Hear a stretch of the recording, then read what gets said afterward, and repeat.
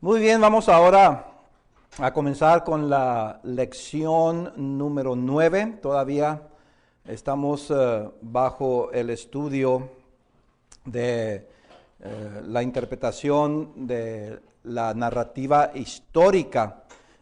En la última clase estuvimos viendo cómo principia, ¿verdad?, los pensamientos. Estuvimos viendo la influencia especialmente, ¿verdad?, de los pensamientos de Dios, los pensamientos del escritor y luego nuestros pensamientos al tratar de interpretar los pensamientos de Dios y los pensamientos del escritor. Siempre estar consciente que los pensamientos de Dios influyendo los pensamientos del escritor bíblico siempre van a ser mucho más fuertes que mis pensamientos. Nunca dejemos que mis pensamientos vengan a dominar, fíjense, la escritura. Eso no es buena hermenéutica. Lo que ha hecho ese tipo de pensamiento, de que mis pensamientos, mi educación, mis años en la escuela, en la universidad, como predicador de la Biblia, que no deje yo que mis pensamientos dominen el pensamiento del escritor influido por el pensamiento de Dios. Esos dos pensamientos, el de Dios influyendo el pensamiento del autor, hermanos, nadie puede dominar. No estoy diciendo que no podemos adquirir información, controlarlo, dominarlo en el sentido de que yo voy a cambiar o puedo cambiar. No puedo hacer eso. La palabra de Dios lo que hace con sus pensamientos es que me domina a mí, me controla a mí, me cambia a mí, me da a mí todo lo que se necesita para dar una buena interpretación.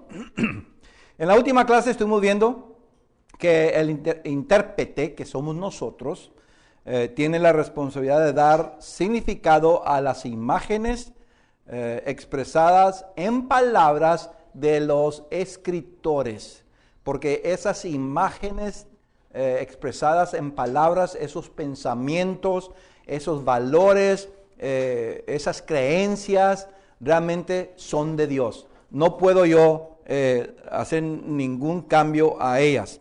Ok, lo que vamos a hacer, para que vean ustedes ya un poquito más práctico de cómo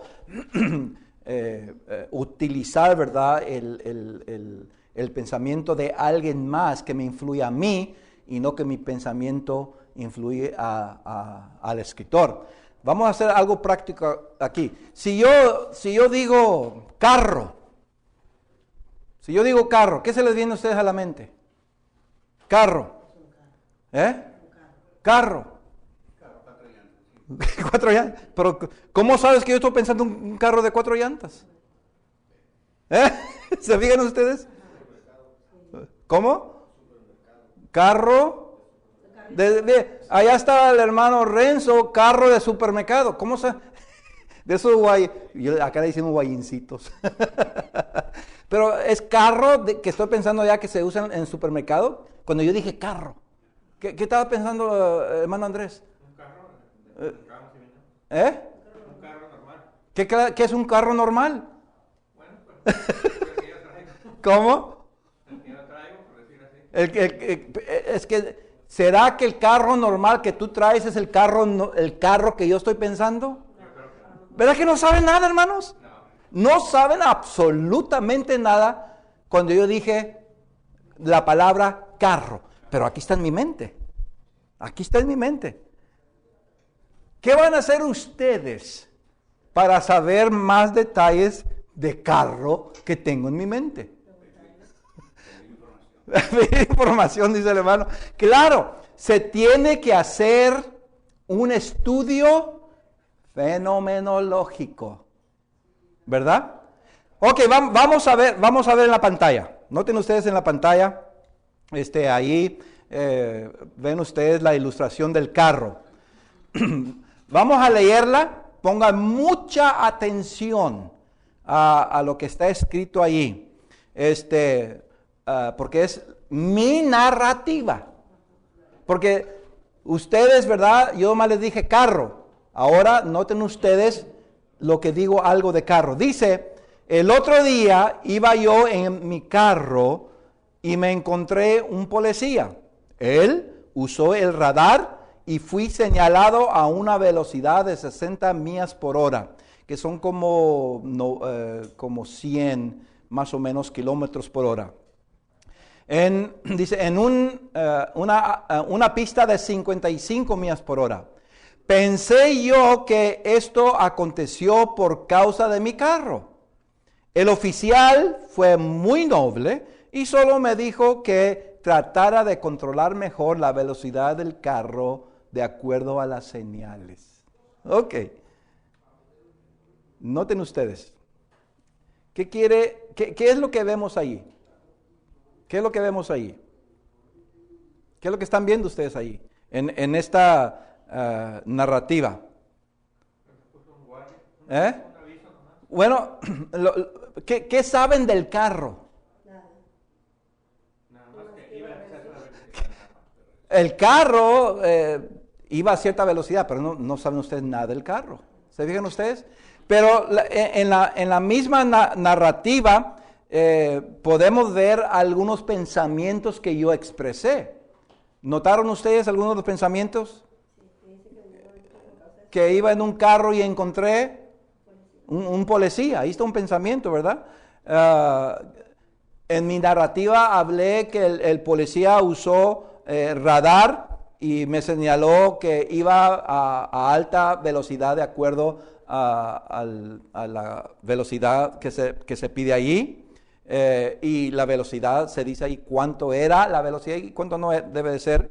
¿Qué fue mi pensamiento cuando aconteció eso? Vi al policía y tenía el radar. ¿Qué fue el pensamiento? Pensé yo que aconteció esto por causa de mi qué. Entonces ya estoy pensando yo qué. Fíjense ustedes, ¿qué es mi pensamiento?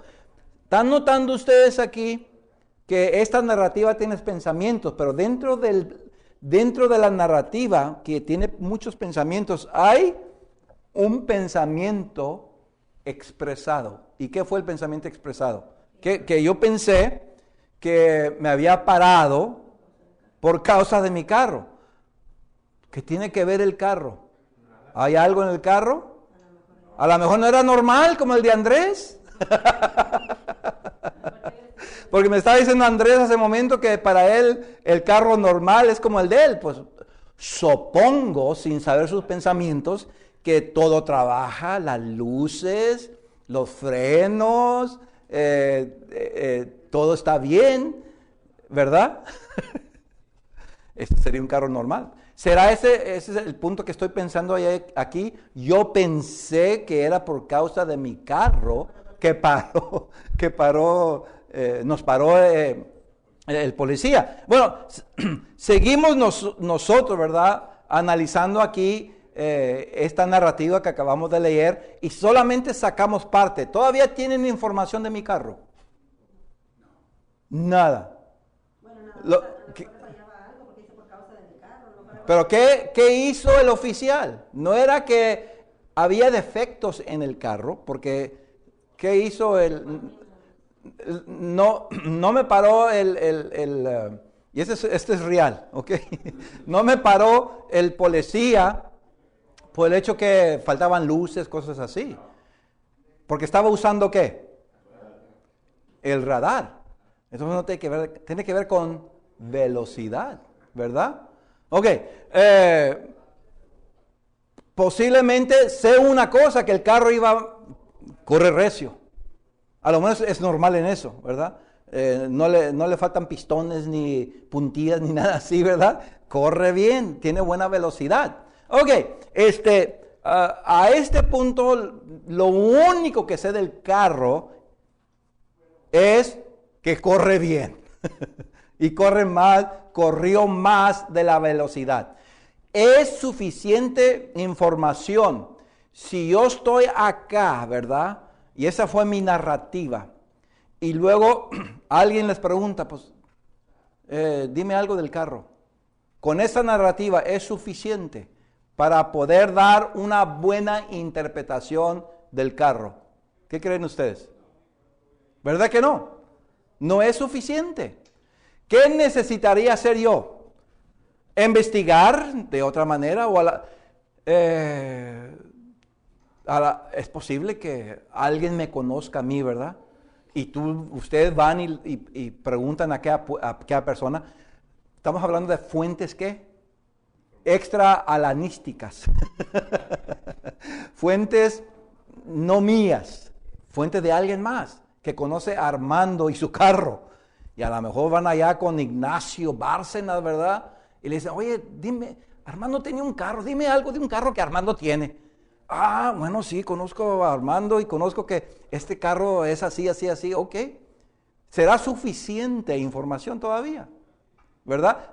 ¿Qué está aconteciendo aquí en la interpretación de esta fenomenología?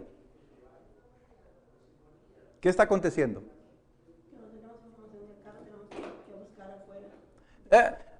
Muchas veces, si la misma narrativa no me da suficiente información, busco ¿qué? Otras fuentes. Cuando yo veo un texto bíblico, ahí usamos en la clase anterior, Filipenses del apóstol Pablo, usamos la palabra fariseo, ¿verdad? ¿Cuánta información da Pablo de fariseo?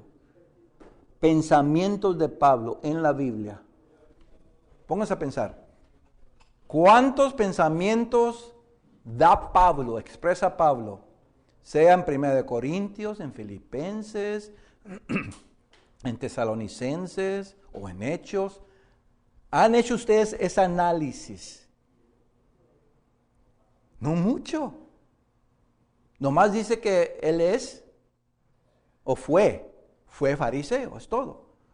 Si yo quiero saber cómo era Pablo como fariseo, voy a tener que hacer ¿qué? Un análisis de la fenomenología de quién? De las experiencias de otras personas. Por esto puedo ir a Mateo, puedo ir a Juan, puedo ir a otras fuentes bíblicas, ¿verdad? Que me van a dar mucha información. Y si quiero ir más allá, voy a las narrativas de los rabinos del primer siglo, segundo siglo, hasta el cuarto siglo, que ellos dan mucha información cómo eran los fariseos. Ahora acumulé, ¿qué? Información extra bíblico del concepto o pensamiento de Pablo que dijo yo era fariseo, ¿verdad? Y uso esa información para llegar a ¿qué? A ciertas conclusiones de cómo se describe, cómo se explicó que era un fariseo. Ahora ya formo ¿qué? Mis pensamientos, ¿se fijan ustedes? Es posible que yo pensaba que un fariseo era bien libertino. Pues yo pensaba que un fariseo era bien libertino y estudié fuentes bíblicas, aparte de Filipenses, o fuentes extra bíblicas, y me doy cuenta que las fuentes extra bíblicas y de otros textos bíblicos me dicen que no, que los fariseos eran bien ¿qué? Estrictos en la ley. ¿Qué pasa con mi pensamiento que yo pensaba que era libertinos? ¿Qué hago con ello? ¿Qué hago yo con ello? Mire, hay dos opciones aquí. El hermano dice, pues quitarlo, ¿verdad? Tengo opciones aquí. Si yo tengo este pensamiento que yo traía, yo pensaba y pienso que los fariseos son y eran y fueron libertinos, muy libres, ¿verdad? En su pensar, en hacer las cosas. Y luego hago esos estudios. Y luego, especialmente los bíblicos, y Mateo, y en Hechos, Lucas o Juan, me dice, esto es lo que hacían los fariseos. Esto es su actitud, su comportamiento, sus sentimientos, sus pensamientos, todo esto. Ahora aquí tengo el mío. Hay choque en mi pensamiento que los fariseos eran ¿qué? Muy libertinos. con los pensamientos de Dios y los pensamientos de los escritores bíblicos. ¿Quién domina? ¿Quién controla? Puedo decir yo, no, bueno, yo no sé. Yo sé que dice así la Biblia, pero acá este versículo dice eso, pero acá dice este versículo acá. Y me dijeron que acá también en este versículo dice, no confundir las cosas. Aquellos textos que están claros, precisos, bien definidos, con significado, sin errar, al lenguaje que una persona de primaria puede entender. Entonces, yo me baso en eso. Aquí tengo mi pensamiento, pero aquí tengo el pensamiento de Dios, que influyó el pensamiento de los escritores bíblicos. ¿Y luego qué pasa? Tengo que cambiar mi pensamiento para interpretar bien lo que dijo Pablo. Entonces, bueno, sí, mira, Mateo está hablando que los fariseos eran bien estrictos en la ley. ¡Wow! Mira, los fariseos creían en espíritus y en los ángeles. Los saduceos no creían así. Yo pensé que los saduceos creían también en ángeles y en espíritus. ¿Qué está pasando?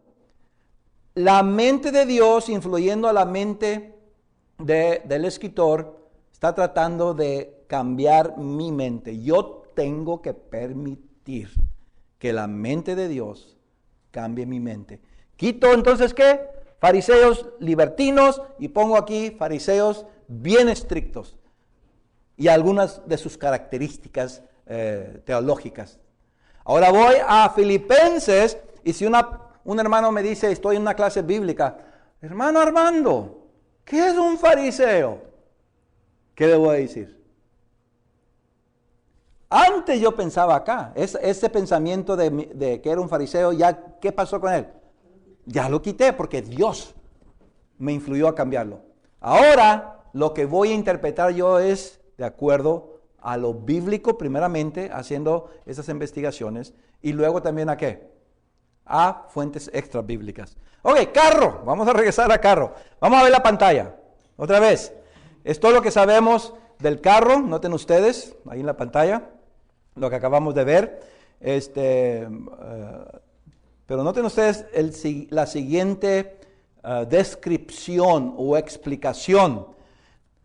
Dice, no pasaron muchos días después, íbamos en mi carro y señaló un policía que me parara. Esta fue una inspección oficial. Mi hija y yo pensamos que el color rojo de mi carro tal vez estaba atrayendo atención. Sin embargo, hice una investigación y no hay evidencia que el color rojo sea atracción particular para los policías.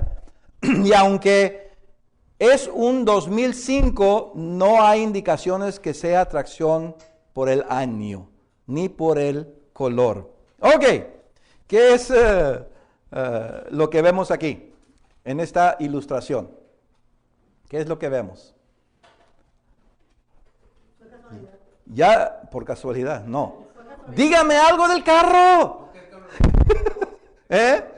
¿Carro rojo? ¿Qué más? ¿Qué? ¿2005? ¿Sabían ustedes esto hace como 10 minutos? Que les dije a ustedes, yo tengo un carro. ¿Sabían ustedes esto? No sabían absolutamente nada. Ahora, ¿qué entienden de mi mente? Hace un momento, el hermano Renzo estaba diciendo que el carro, él estaba pensando de esos carros en el supermercado. ¿Me pueden interpretar ahora que le pueden decir a Renzo, tú estás equivocado? ¿Le pueden decir? Sí. ¿Por qué? Porque ustedes ya conocen ¿qué? Mi pensamiento. Pero muy fácil, Renzo, es así, es un carro, yo conozco a Armando, lo he visto en el supermercado muchas veces y siempre anda hablando de los carros, de los carros, de los carros. Y es una verdad, pero es una verdad lo que yo estoy narrando, lo que yo pregunté, yo tengo un carro. Bueno, a este momento pueden decir a Renzo que no. ¿Será un carro normal como el de Andrés? A ver, ¿es igual entonces el carro de Andrés normal del mío? Si yo digo, tengo un carro y Andrés dice, es igual al mío normal, ¿es una verdad? Díganme ustedes. Y tú, hermana, que conoces bien el carro de Andrés y ustedes, es una verdad. Ya di ustedes una narración aquí de carro. A lo menos conocen 2 puntos, ¿verdad? Si ustedes le preguntan a Andrés, dime el carro que está hablando Armando, dime algo. Y Andrés dice, es un carro normal como el mío. ¿Qué van a decir ustedes? No, porque no es igual. Andrés no tiene, el carro de él no es igual o es igual. Ustedes que conocen, hasta este momento, es rojo y 2005. El carro de Andrés es rojo y 2005. ¿Andrés? 2004 gris. Pero, ok, es 2004 y gris. El pensamiento, ¿se acuerdan originalmente que cuando yo dije, tengo un carro, ¿y qué pensó Andrés? Pues es normal como el mío. Ese pensamiento de Andrés era mi pensamiento. No hay nada igual. ¿Se fijan ustedes, hermanos? Si yo quiero interpretar pensamientos, tengo que conocer el pensamiento de quién? Mío. No puedo interpretar la palabra de Dios basado ¿qué? En mis pensamientos. Me voy a equivocar. Tengo que basarlo en los pensamientos del escritor. Oye, vamos a ver un punto más. Noten la pantalla. Bueno, investigué a Ford, investigué a Chevrolet, investigué los carros Mercury, los carros Toyota, los carros Nissan y mi Mazda 3 sin ninguna evidencia que ciertos carros tengan atracción particular a los policías. Creo que debe solo uno manejar con cuidado, obedecer las señales y gozarme de mi carro. Ok, ¿qué ven ustedes ahí? Mazda 3. Un Mazda 3. Ok. Bueno, ¿qué hicimos aquí? Quería yo ilustrar a ustedes cómo usa uno, ¿verdad?, la narrativa bíblica e interpreto los pensamientos fenomenológicos del escritor. ¿Qué es fenomenología? ¿Qué es un fenómeno? No piensen en lo científico, piensen en lo narrativo. ¿Qué es un fenómeno? Un fenómeno simplemente es una experiencia de la existencia nuestra. Porque existimos, experimentamos. ¿Ok? Porque existimos como seres humanos, pasamos por experiencias. Eso se le llama un fenómeno. Fenomenología es el estudio de ¿qué? De esas experiencias, porque existimos. Existencia y sus experiencias es lo que estudiamos. Ahora, esta ilustración del carro es bien simple, porque me da a entender a mí que esa fue ¿qué? Mi experiencia, es lo que yo experimenté por existir, ¿verdad? Porque existo, particularmente con ese carro, es lo que yo experimenté. Cuando pasé por esta experiencia, ¿qué pasó? Se formaron ciertos pensamientos, ya los acabamos de analizar. Ahora, si les pregunto a ustedes, yo tengo un carro y ya me voy yo y lo dejo así. Digo, yo tengo un carro, hermanos, y salgo de la puerta, me voy, y ustedes se quedan pensando, ¿qué? A ver, pregúntese uno al otro. Hermano, tengo un carro. ¿Y qué se dijeran uno al otro para interpretar lo que dije? ¿Qué se dijeran? Dígame una cosa. ¿Te lo acabas de comprar? No, estamos en 2008. Piénselo, hermanos. Si yo les acabo de dar esa narrativa, ya la estudiamos, ya la analizaron ustedes, la narrativa de mi experiencia, de mi fenomenología con el carro. Y yo, a este momento, digo, hermano, yo tengo un carro y me voy. Es todo lo que dije. Ahora, Gloria le dice a Andrés y Agustín le dice a Julio, hermano, tengo un carro. ¿Qué le dijeron ustedes? Ok, ¿qué es? ¿Es rojo? ¿Es Mazda? 2005. ¿Qué más? Un puntito más. Es Mazda 3. Sería esa interpretación cuando yo ya me fui, y ustedes están dando interpretación a mi concepto de carro, ¿estaría correcta esa interpretación? Lo que acaban de decir, que es un Mazda 2005, es rojo y es Mazda 3. ¿Sería buena? Claro que sí. Porque interpretaron ¿qué? Mi pensamiento. ¿Ven? ¿Ven, hermanos? Esa ilustración. Ahora, aquí tenemos nosotros la palabra de Dios. Aquí tenemos nosotros la palabra de Dios. Cuando la leemos, lo que inmediatamente nota uno aquí, hermanos, es pensamientos del escritor influidos por los pensamientos de Dios. Cualquier pensamiento que este escritor tenía que estaban en contra de los pensamientos de Dios, ¿qué? Los influyó y los quitó. Porque Dios no va a dejar que se escriba nada que no sea verdad de Él, ¿verdad? Ahora, voy a Juan capítulo 5, verso 18. Juan 5, 18. No ser influidos por los pensamientos de nadie más, ni los míos.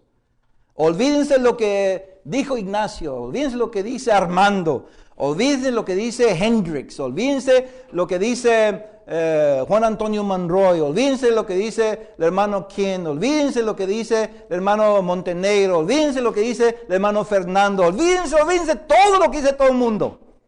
Excepto, no se olviden lo que dice ¿quién? El pensamiento aquí. Verso 18.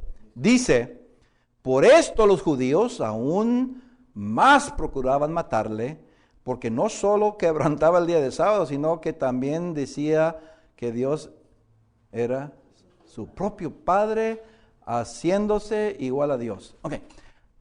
Pensamiento, haciéndose igual a Dios. ¿De quién es ese pensamiento? Piénselo bien, no contesten, apliquen la interpretación fenomenológica.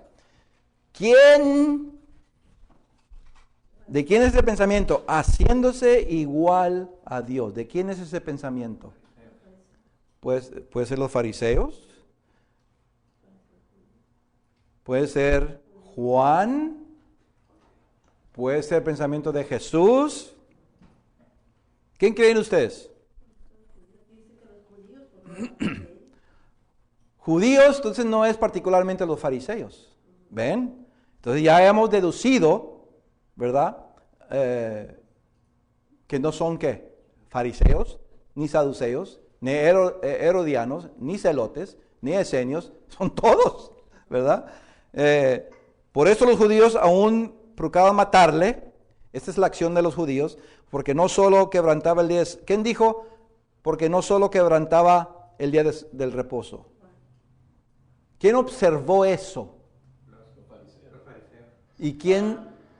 Juan lo está escribiendo, hermanos. Sí, los fariseos observaron eso, pero cuando lo dice Juan, él también observó esto de quién. No son los fariseos, de los judíos. Porque no solo quebrantaba el día del reposo, sino que también decía, ok, ¿Quién decía? ¿Quién es? Ese punto importante. Tenemos el pensamiento y hay un punto importante. También decía. También decía. Es Jesús. ¿Se fijan ustedes, hermanos?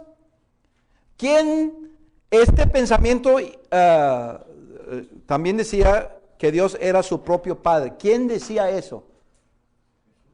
Jesús decía ese punto importante que no.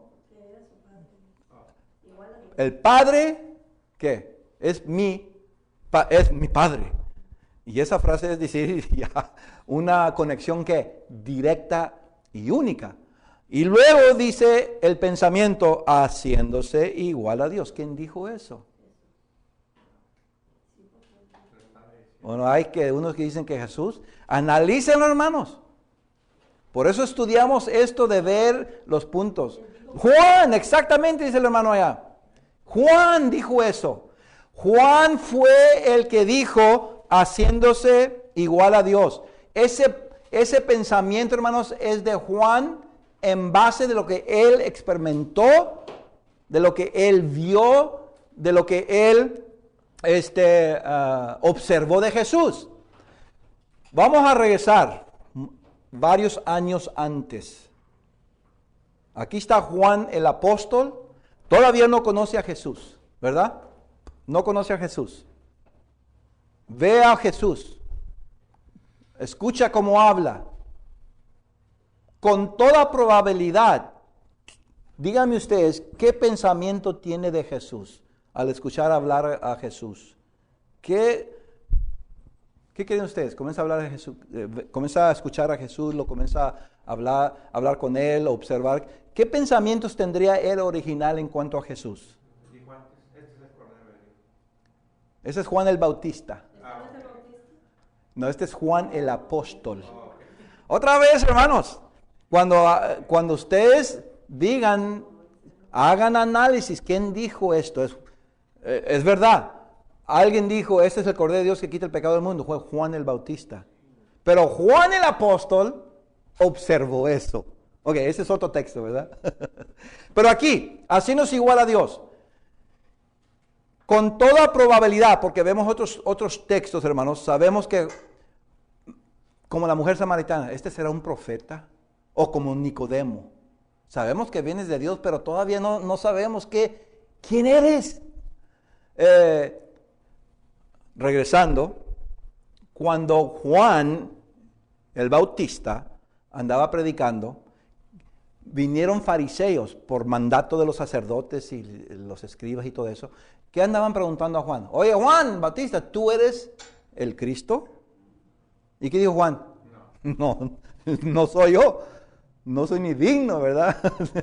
de desatar sus sandalias. Ok. ¿Qué querían saber los judíos? ¿Es el Cristo o no es?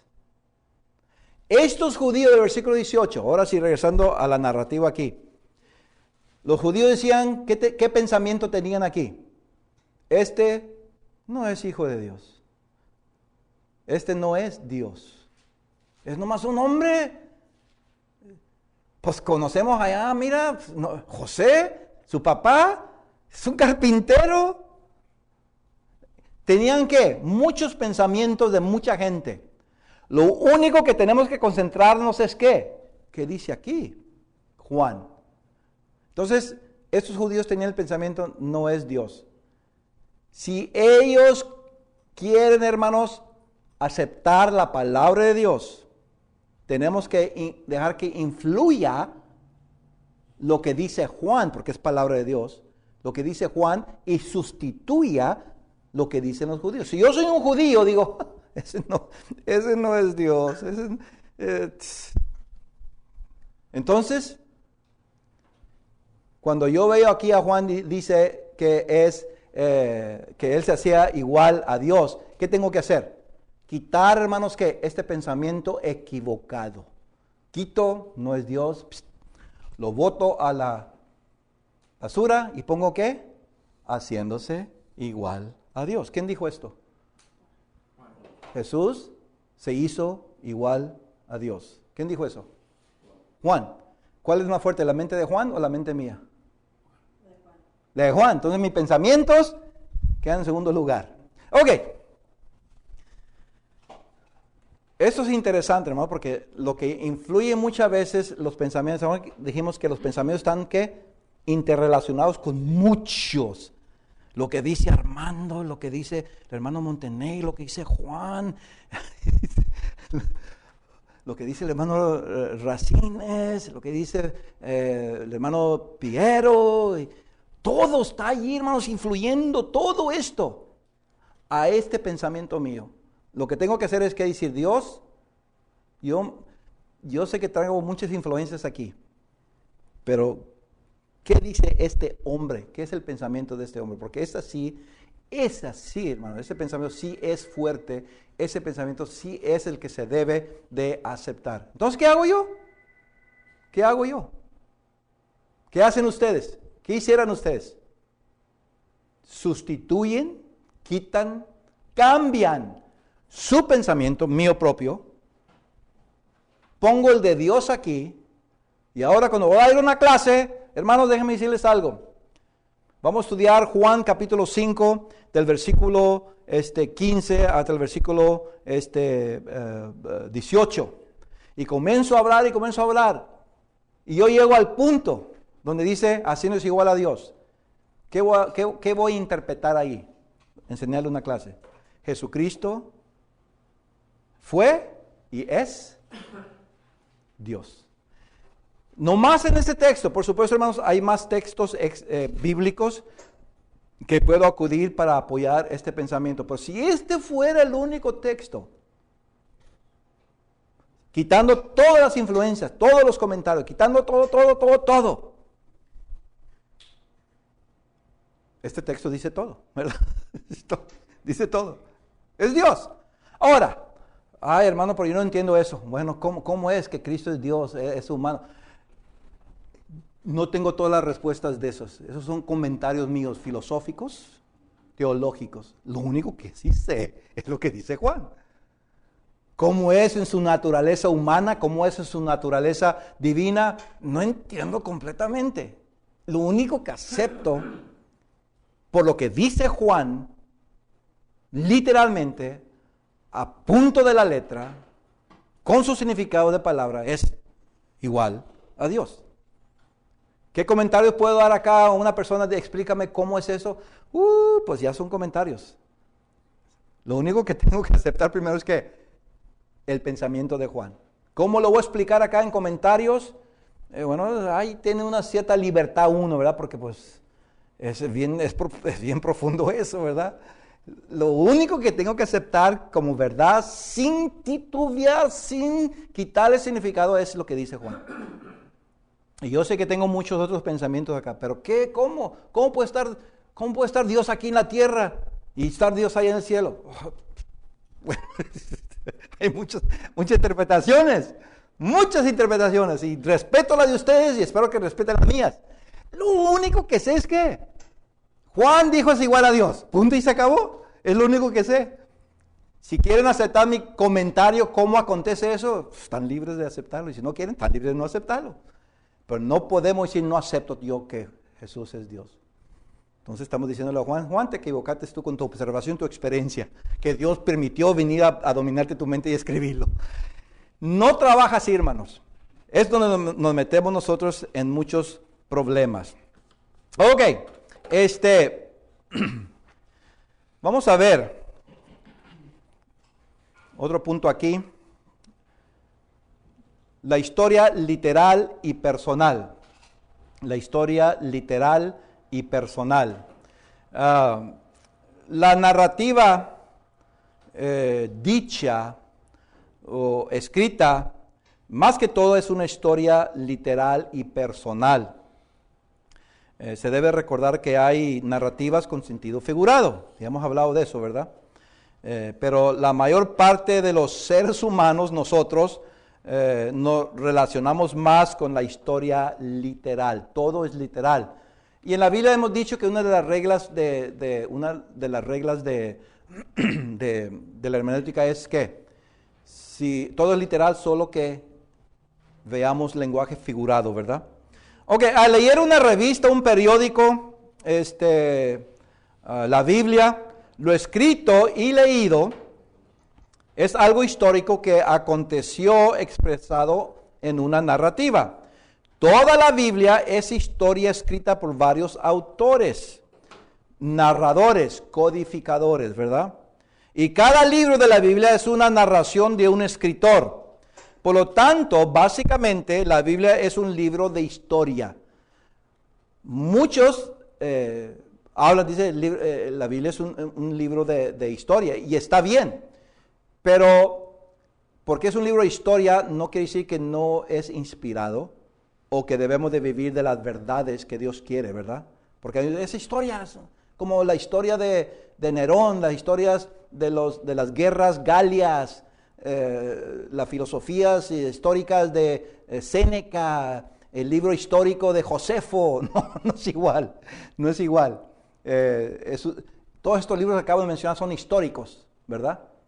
Pero la Biblia es diferente porque hablamos de su inspiración, de lo que entendemos. Bueno, como quiera que sea, en esta narrativa bíblica, histórica, hay palabras que tienen sentido particular y significado personal, como Adán, diluvio, Egipto, Abraham, Canaán, hombre, doctrina, venida de Jesús, el día del Señor.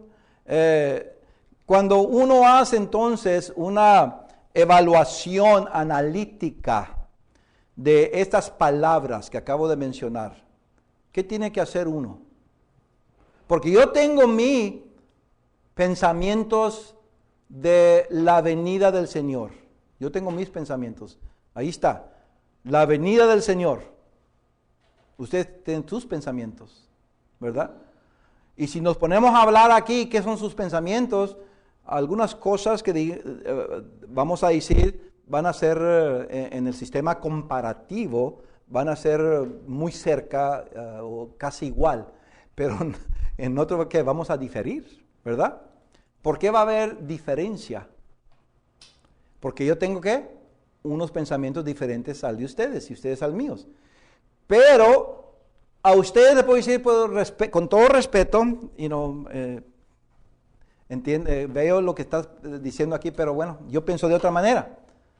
Y ustedes pueden decir, bueno, con todo respeto, yo sé lo que te dices, pero yo tengo otro pensamiento. Está bien, no hay ningún problema, con todo respeto.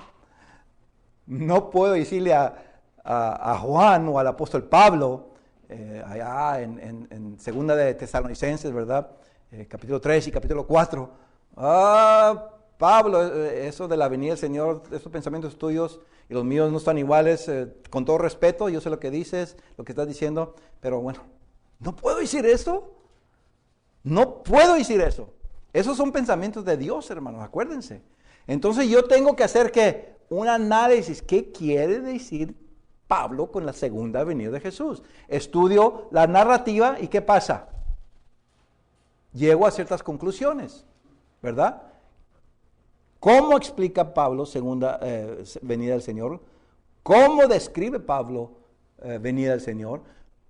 Estudio otros textos bíblicos, a ver cómo ellos dan más explicación, más descripciones. Estudio fuentes extra bíblicas, a ver cómo pensaba el primer siglo. Antes del primer siglo hay abundancia de información de la venida del Mesías en el segundo y primer siglo antes de Cristo. Ahora acumulo todo eso, tengo una idea y digo, ok, lo que quiere decir más que todo Pablo es esto.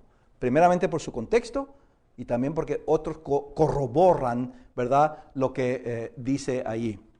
Entonces, estamos viendo aquí lo que estamos tratando de la narrativa es que literal y personal. Estamos viendo el aspecto de literal para ver, hermanos, de que una persona habla literalmente y tenemos que sujetarnos al pensamiento de Él, entender el pensamiento de Él, sentir el pensamiento de Él, comportarnos si es necesario al comportamiento de Él. Cuando yo haga eso, mi interpretación va a ser más adecuada. En la siguiente clase vamos a seguir con la historia literal y personal.